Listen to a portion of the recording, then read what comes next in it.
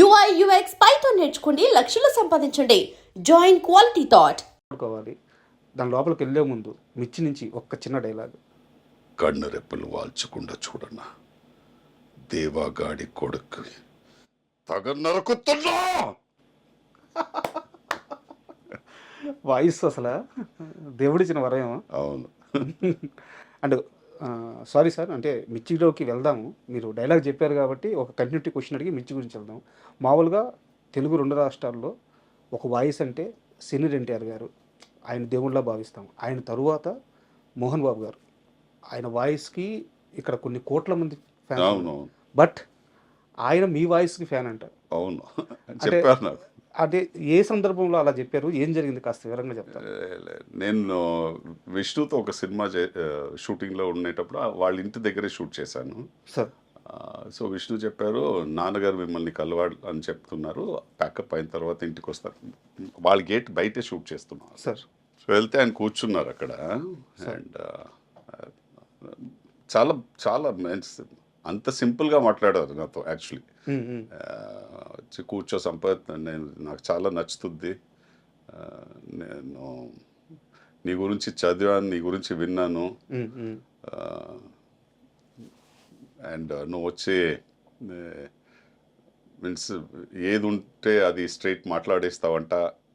ఇదన్నీ నా క్యారెక్టర్ అలాంటిదే, నేను అలాగే అవన్నీ చెప్పారు. తర్వాత ఆయనతో వచ్చి కలిసి నేను డిన్నర్ చేశాను ఆ రోజు. చాలా 3-4 అవర్స్ ఆయనతో ఉండి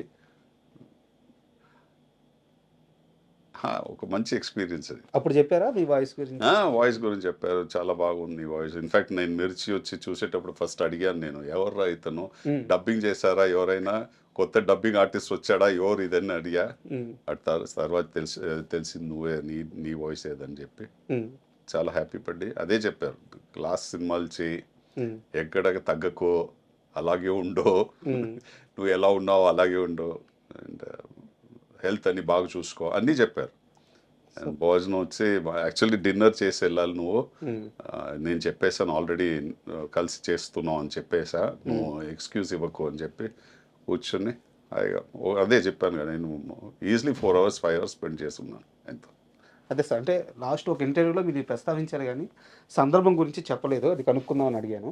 అండ్ మళ్ళీ మిర్చి విషయానికి వస్తే, కొరటాల శివ గారిది ఫస్ట్ మూవీ అది. అంటే ఆయనే చాలా రిస్క్ చేస్తున్నారు, ఒక రైటర్గా ఉండి డైరెక్టర్ అవుదాం అని చెప్పేసి. అలాంటి టైంలో మీరు అప్పటికి దమ్ము చేసినా పంజాబ్ చేసినా ఒక పెద్ద ఇంపాక్ట్ అయితే ఇంకా మీకు పడలేదు తెలుగులో. మెయిన్ విలన్ మీరే. సో మిమ్మల్ని పెట్టుకోవడానికి ఆయన ఎలాంటి హోంవర్క్ చేశారు, మీకు ఇచ్చిన ఇన్పుట్స్ ఏంటి మిర్చి టైంకి? ఆయన నాకు తెలిసి నాకు తెలియదు ఏం హోంవర్క్ చేశారని, బట్ నా తమిళ సినిమాలు చూస్తున్నారు ఆయన అప్పుడు. సార్ చూసి నాకు కథ వచ్చి ఫోన్లో చెప్పారు ఆయన. ఫోన్ చేసి కథ చెప్పారు. కథ చెప్పిన తర్వాత క్లైమాక్స్ చెప్పారు. క్లైమాక్స్ ఇన్ఫ్యాక్ట్ డైలాగ్స్ చెప్పారు క్లైమాక్స్లో. ఆ ఊళ్ళో ఒక మగాడు ఉంటే ఈ ఊళ్ళోనూ ఒక మగాడు ఉన్నాడు అని చెప్పి, తర్వాత కత్తి కింద వేస్తాడు, వచ్చి హగ్ చేసుకుంటాడు, అండ్ అలా సినిమా ఫినిష్ అవుతుంది అని చెప్పి. నేను అడిగిన ఒకే క్వశ్చన్ ఆయనతో, ఈ లాస్ట్ క్లైమాక్స్ డైలాగ్ చెప్పారుగా మీరు, ఈ డైలాగ్ కన్ఫర్మ్డ్గా ఉంటుంది ఆ సినిమాలో అన్న. ఆయన చెప్పారు, సంపత్ ఈ డైలాగ్ ఎందుకు ఉంటుందంటే, లేదంటే ఆ క్యారెక్టర్ పడిపోద్ది కదా, ఎందుకంటే ఆ క్యారెక్టర్ని నేను అలా రైట్ చేశాను, అలా డిజైన్ చేసుకున్నాను ఆ క్యారెక్టర్.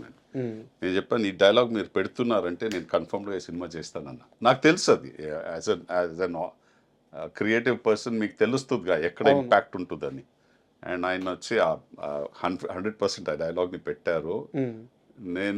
నేను ఎలా ఊహించుకున్నాను అది, ఆ సీన్ స్క్రీన్ మీద జనాలు దాన్ని ఎలా రియాక్ట్ అవుతారని చూసాను, ఎగ్జాక్ట్లీ అదే రియాక్ట్ చేశారు.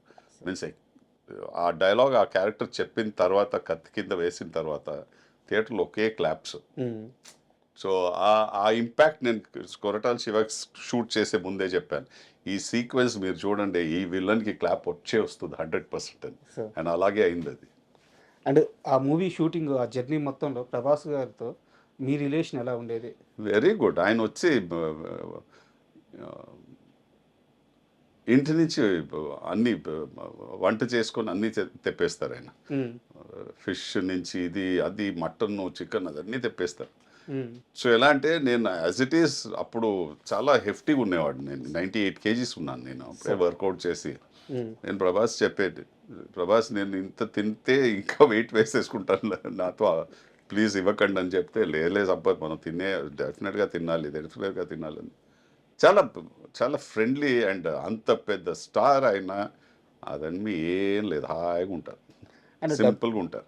డబ్బింగ్ విషయంలో కూడా మీకు ఏదో సంపత్ నీకు కావాల్సినంత ఫ్రీడమ్ తీసుకో, ఖచ్చితంగా నువ్వే డబ్బింగ్ చెప్పి అదన్నీ అందరూ కానీ in fact first day it self చెప్పి మీరే చేయాలి, ఇది ఇంకెవరు చేయకూడదు, ఎందుకంటే ఈ ఫస్ట్ ఆఫ్ ఆల్ ఈ వాయిస్ యూనిక్ ఉంది, సెకండ్ మీరు ఈ ఈ ఈ స్లాంగ్ని పట్టేస్తే మనకు కరెక్ట్గా 100% హిట్ చేసేద్దాం మీ వాయిస్తో అని చెప్పి.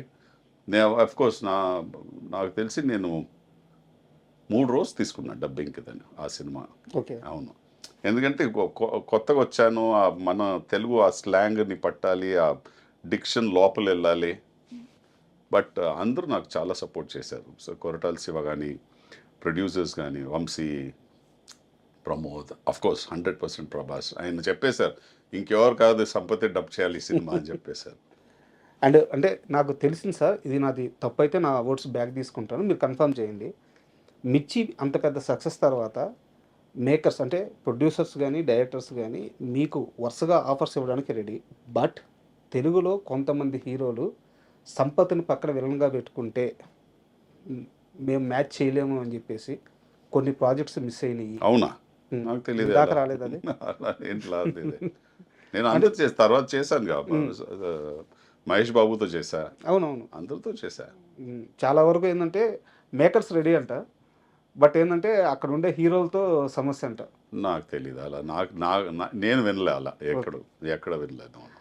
అండ్ నాకు తెలిసి అలా ఉండదు సార్, ఎందుకంటే నేను యాక్ట్ చేసిన అన్ని హీరోస్ చాలా కాన్ఫిడెంట్ అయిన హీరోస్.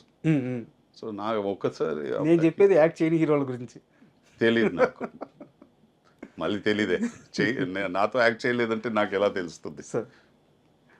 అండ్ మిర్చి అయిపోయిన తర్వాత మళ్ళీ అంతే ఇంపాక్ట్ఫుల్ అంటే శ్రీమంతుడు. సో శ్రీమంతుడు ఆయన కూడా కొరటాల శివ గారు ఆ సినిమాకు కూడా డైరెక్టర్. సో దానికి ఎలా పిలిచారు? కొరటాల శివ ఆయన వచ్చి శ్రీమంతుడు ఆయన రాసి ఆయన వెంటనే నాకు ఫోన్ చేసి చెప్పారు, సంపత్ మీరు కన్ఫర్మ్గా నాకు ఈ సినిమా చేయాలంటే 100% చేస్తాను. నాకు కాన్ఫిడెన్స్ వచ్చేసింది, ఒక రైటర్ అంటే ఎలా రాయొచ్చని. సో అండ్ అఫ్ కోర్స్ ఇంకా పెద్ద స్టార్ మహేష్ బాబు. సో ఒప్పుకున్నా, బట్ అఫ్ కోర్స్ నా స్క్రీన్ స్పేస్ ఉండింది. అండ్ అది ఒక పెద్ద ఇంపాక్ట్ ఇచ్చిన సినిమా నాకు. అంటే శ్రీమంతుడు మొత్తం మీద ఈ పర్టికులర్ సీన్ నాకు బాగా నచ్చిందని చెప్పుకుంటే ఏం చెప్తారు? అది కన్ఫ్రంటేషన్ సీన్ ఉందిగా, మళ్ళీ ఇచ్చేయాలి ఆయన వస్తారుగా మన ఊరికి వచ్చి, అది ఆ సీన్ మీరు చెప్పింది. ఊరి నుంచి ఇవన్నీ తీసుకున్నారు, తిరిగి ఇచ్చేయాలి. మీ అన్నదమ్ములు ఇద్దరు ఉంటారు పక్కన. అవునా? మంచి మంచి సూపర్ సీన్ అది. అండ్ మహేష్ బాబు గారి యాక్టింగ్ విషయానికి వస్తే ఆయన చాలా సెటిల్డ్గా, అంటే లౌడ్ యాక్టింగ్ అని ఉండదు, చాలా సెటిల్డ్గా ఉంటుంది. సో మీకు ఎలాంటి ఒక ఎక్స్పీరియన్స్ ఉంది మహేష్ బాబు గారితో? మహేష్ బాబు వచ్చి ఒక న్యాచురల్ యాక్టర్. ఎందుకంటే నేను ఎందుకు న్యాచురల్ యాక్టర్ అని చెప్తానంటే, ఇప్పుడు మనం మాట్లాడుతున్నాం, రెగ్యులర్గా మాట్లాడుతున్నాం, అంతే. ఆయన ఎలా అలాగే చేస్తారు షార్ట్లో. రియాలిటీలో మనం అలాగే చేసుకుంటాంగా, అంతే సార్. మనం ఎగ్జాజరేటెడ్ ఎక్స్ప్రెషన్స్తో మాట్లాడాము.